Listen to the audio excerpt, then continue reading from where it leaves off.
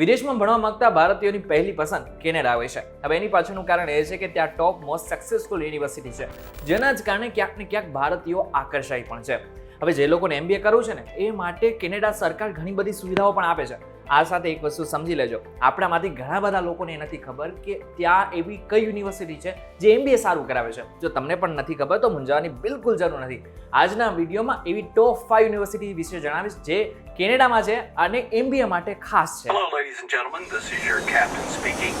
We'll be landing in the airport in just a few minutes. Hello guys, welcome to way to વિદેશ and my name is કરણ ચડોદરા.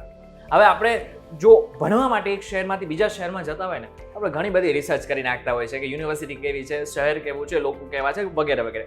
પરંતુ હવે જો તમારે એક દેશમાંથી બીજા દેશમાં ભણવા માટે જવું તો ચોક્કસથી થોડી ઘણી એવી રિસર્ચ તો કરવી જ પડે. હવે એક વાત તો બાકી છે કે કેનેડામાં ઘણી બધી એવી યુનિવર્સિટી છે જે ટોપ ક્લાસની છે. હવે આ વાત હું નથી કહી રહ્યો, આ કહી રહ્યું છે QS રેન્કિંગ, જે દુનિયાની ટોપ મોસ્ટ એવી યુનિવર્સિટીને ભેગી કરે છે અને એને રેન્ક આપે છે. હવે એમાં ટોપ 5 જે યુનિવર્સિટી છે એ કેનેડાની છે. જેમાં સૌથી પહેલી કોઈ યુનિવર્સિટી હોય ને તો એ છે રોટમેન સ્કૂલ ઓફ મેનેજમેન્ટ, જેનું QS રેન્કિંગ છે લગભગ 40 અને હા ટોરેન્ટોમાં આવેલી છે. જો તમારે ત્યાં ભણવું જવું હોય ને તો તમારે ત્યાં ચૂકવવા કેટલા પડશે તેની વાત કરી લે, એટલે કે ફી કેટલી છે તેની વાત કરી લે. હવે એક વર્ષની ત્યાં ટ્યુશન ફી લગભગ 27 લાખની આસપાસ છે. અને જો ટોરેન્ટોની વાત કરીએ તો ટોરેન્ટો પણ ક્યાંક ને ક્યાંક ખર્ચા શહેર છે, પરંતુ ખૂબ સુંદર પણ છે. હવે જો બીજી યુનિવર્સિટીની વાત કરીએ જે કેનેડામાં છે ને MBA માટે સારી છે તો એ છે ડેસોલ્ટેલ ફેકલ્ટી ઓફ મેનેજમેન્ટ, જેનું લગભગ QS રેન્કિંગ છે 73મું. હવે જે યુનિવર્સિટી છે ને MBA માટે ખાસ ગણવામાં આવે છે અને ખાસ કરીને ભારતીયો માટે પણ ખાસ ગણવામાં આવે છે.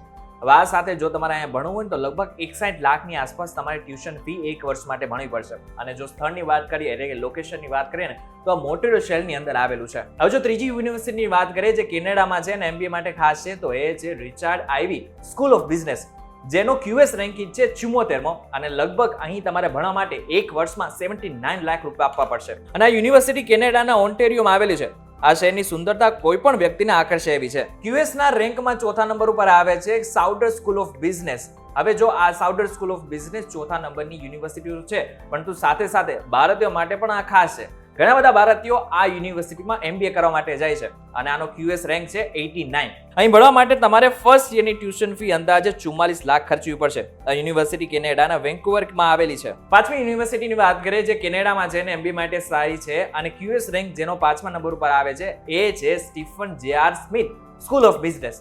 હવે જો QS રેન્કની વાત કરીએ ને આનો QS રેન્ક લગભગ 90મો છે. આ યુનિવર્સિટીમાંથી જો તમારે MBA કરવું હોય તો ફર્સ્ટ યરની ટ્યુશન ફી તરીકે તમારે એક વર્ષમાં 18 લાખ રૂપિયા ખર્ચવા પડશે. હવે જે QS રેન્કિંગ છે ને એ ટોપ મોસ્ટ સક્સેસફુલ યુનિવર્સિટીને ભેગી કરે છે અને એમાંથી રેન્ક આપે છે. એટલા માટે જ અત્યારે હું તમને હાલ પૂરતી MBA માટે ટોપ 5 યુનિવર્સિટી બતાવી રહ્યો છું. હવે યુનિવર્સિટીને લઈને તમારે કોઈ પણ પ્રકારના પ્રશ્ન હોય ને તો કોમેન્ટ બોક્સમાં લખીને જણાવી દેજો. અને હા, આ વિડીયો તમને કેવો લાગ્યો અમને ચોક્કસથી જણાવજો. વિડીયો થકી જો તમને કોઈ ઇન્ફોર્મેશન મળી હોય તો વિડીયોને લાઈક અને શેર જરૂરથી કરજો તથા આવા જ ઇન્ફોર્મેટિવ વિડીયોઝ માટે VTVGujarati.com સાથે જોડાયેલા રહેજો.